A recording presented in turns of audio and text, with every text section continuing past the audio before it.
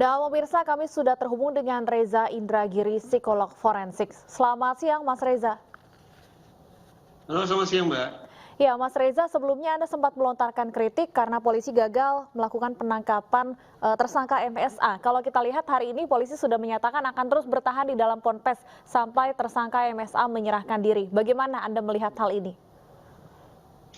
Kita memang belum tahu ya akhir dari kerja penegakan hukum yang dilakukan polisi hari ini seperti apa. Apakah sesuai dengan ekspektasi masyarakat, yaitu berhasil mengamankan tersangka atau pulang dengan tangan hampa. Terlepas dari itu, paling tidak apa yang sudah dilakukan oleh teman-teman di Polres Jombang ditambah dengan kekuatan pasukan dari Polda Jawa Timur, yang mereka lakukan hari ini adalah pembuktian bahwa prosedural justice atau keadilan prosedural itu berjalan. Apa yang dimaksud dengan prosedural justice adalah bagaimana polisi menunjukkan kepada masyarakat bahwa tahap demi tahap penegakan hukum itu dijalankan sebagaimana mestinya. Pada aspek ini kan selama ini kita bertanya-tanya. Sekitar 2 bahkan hampir 3 tahun kasus ini berjalan dan tidak ada kejelasan kapan kita akan mendapatkan kepastian tentang pergerakan kasus ini mulai dari penyelidikan, penyidikan sampai kemudian pengamanan tersangka. Kita nyaris tidak mendapatkan gambaran yang utuh tentang itu. Tapi hari ini dengan bantuan teman-teman di iNews bisa kita saksikan bagaimana keadilan prosedural atau prosedural justice itu coba diperagakan oleh teman-teman di kepolisian. Iya, Mas Reza, kemudian apa dampak dari berlarut-larutnya kasus ini, berlarut-larutnya upaya penangkapan tersangka terhadap para korban?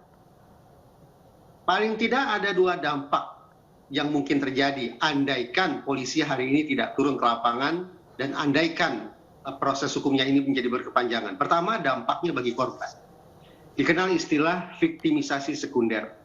Jadi korban ini laksana maaf sudah menderita jatuh tertimpa tangga pula. Penderitaan pertama dialami oleh korban ketika dia menjadi korban kejahatan seksual. Kejahatan seksual kita bayangkan sebagai sebuah kejahatan yang amat mengerikan. Tambahan lagi, penderitaan itu akan berlipat ganda apabila korban menyaksikan bahwa ternyata proses penegakan hukum seolah-olah tidak berpihak pada dirinya. Proses penegakan hukum yang terkesan tidak berpihak pada korban itu akan tampak misalnya tersangka tidak kunjung diamankan, tuntutan dari jaksa terlalu ringan, hukuman dari hakim juga terlalu ringan, restitusi tidak kunjung didapatkan, kompensasi juga jauh dari harapan. Nah, bentuk-bentuk kerja penegakan hukum macam itu yang bisa memunculkan viktimisasi sekunder atau perasaan menderita untuk kedua kalinya. Yang ironisnya, bahkan tragisnya, bisa saja kemudian viktimisasi sekunder ini dilakukan oleh otoritas penegakan hukum itu sendiri. Ini yang pertama. Yang kedua, dampaknya bagi masyarakat luas. Masyarakat yang kita maknai sebagai calon-calon korban, andaikan tidak terlindungi.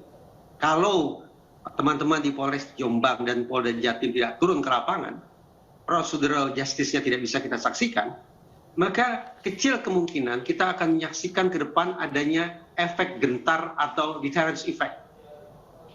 Deterrence effect atau efek gentar ditujukan untuk memastikan bahwa pelaku secara umum tidak mengulangi perbuatannya dan masyarakat juga tidak meniru perbuatan jahat yang sama. Nah, kalau ternyata polisi sekali lagi tidak turun mencoba melakukan penjemputan atau pengamanan terhadap tersangka dalam kasus ini, maka deterrence effect atau efek gentar itu tampaknya akan jauh panggang dari api. Paling tidak 2 dampak itu yang menjadi sorotan saya. Ya, Mas Reza, sudah berkali-kali upaya polisi menangkap tersangka ini gagal karena dihalang-halangi bukan hanya oleh simpatisan, tapi juga oleh keluarganya sendiri dan ada status tokoh agama juga di sana. Bagaimana kemudian agar hal ini tidak menjadi alasan untuk menghambat proses penegakan hukum? Ada pelajaran penting dari situasi yang diilustrasikan barusan, bahwa ternyata terkait dengan kerja penegakan hukum ini bukan semata-mata tugas reskrim sesungguhnya. Pada situasi yang paling semacam ini, kita peroleh pelajaran tentang pentingnya personil Babin Kaptipmas, pentingnya personil Binmas untuk menggalang dukungan masyarakat agar sewaktu-waktu mereka bisa memberikan dukungan kepada polisi ketika berhadapan dengan situasi yang rumit seperti yang sekarang jadi topik perbincangan kita.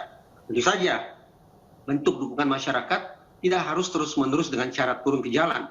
Tapi paling tidak menggemakkan narasi-narasi konstruktif tentang pentingnya langkah penegakan hukum lewat media sosial misalnya, itu juga merupakan bentuk kontribusi yang bisa masyarakat lakukan sepanjang, sekali lagi, penggalangan massa itu sudah bisa dilakukan sejak jauh-jauh hari, baik oleh personil Babin Kaptipmas maupun oleh Binmas. Nah, peristiwa yang kita sedang perbincangkan ini menjadi PR bagi Polri. Sejauh ini, atau tepatnya selama ini, bagaimana peran Binmas, bagaimana peran Babin Kaptipmas dalam menggalang dukungan dari masyarakat bagi lancarnya proses penegakan hukum terkait dengan kasus ini.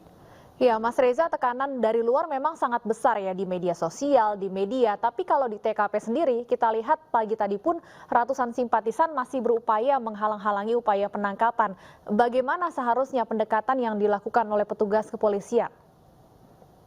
Saya paham kerumitannya. Teman-teman di Polres Jombang dan Polda Jatim tentu menghindari adanya gesekan sosial yang meluas. Tetapi pada saat yang sama, saya memilih untuk memberikan semangat kepada teman-teman yang sedang bekerja di lapangan bahwa mereka selaku otoritas penegakan hukum sudah diberikan perbekalan yang cukup oleh KUHP. Ada pasal di dalam KUHP yang menyatakan bahwa kurang lebih pihak-pihak yang menghalangi kerja penegakan hukum juga bisa dipidana. Jadi anggaplah sekali lagi bahwa tersangka hingga detik ini masih kucing-kucingan dengan polisi. Tapi siapapun yang menghalang-halangi kerja polisi untuk melakukan penjemputan terhadap tersangka, justru mereka yang bisa diproses pidana terlebih dahulu. Jadi ini sekaligus katakanlah peringatan bagi kita semua untuk tidak menghalang-halangi teman-teman di Polres Jombang plus Polda Jawa Timur dalam rangka menjemput tersangka pelaku. Artinya apakah menurut Anda ratusan simpatisan yang saat ini sudah diamankan akan diproses hukum oleh polisi? Polisi tentu saja akan menyisir siapa gerangan yang akan diproses lewat litigasi, artinya kemudian diberkas sampai B21, lanjut ke kejaksaan, lanjut ke persidangan, kemudian masuk penjara misalnya, kalau memang divonis bersalah, dan mana pula pihak-pihak di antara para penentang tersebut yang akan diproses dengan cara-cara non-litigasi. Ini harus dicermati, harus disisir satu persatu berdasarkan tingkat keterlibatan atau peran dari masing-masing orang yang menghalangi kerja polisi tersebut. Baik, Mas Reza, mengingat kasus ini sudah sangat berlarut-larut, jika kemudian upaya penangkapan kembali menemui kebuntuan hari ini, apa yang akan terjadi selanjutnya menurut Anda? Sejujurnya saya pun mempertanyakan itu. Apakah tersangka ini masih berada di lokasi yang sama? Jangan-jangan sudah pergi entah kemana. Nah, yang saya khawatirkan adalah begitu teman-teman dari Polres Jombang dan Polda Jatim bersemangat masuk ke dalam, tapi kemudian keluar dengan tangan hampa, maka kekecewaan kita juga akan berlipat ganda. Tapi saya berharap itu tidak terjadi. Nah, belajar dari kasus-kasus sebelumnya, kasus-kasus yang menarik perhatian publik juga, bisa saya katakan bahwa Polri punya catatan cukup banyak bagaimana mereka tidak memetieskan kasus ketika tersangkanya belum berhasil diamankan. Polisi tidak membiarkan masyarakat lupa, polisi juga tidak berpura-pura lupa, tapi terus melakukan pemantauan terhadap di mana gerangan tersangka itu berada. Sungguh-sungguh saya berharap perlakuan yang sama juga berlaku dalam kasus ini.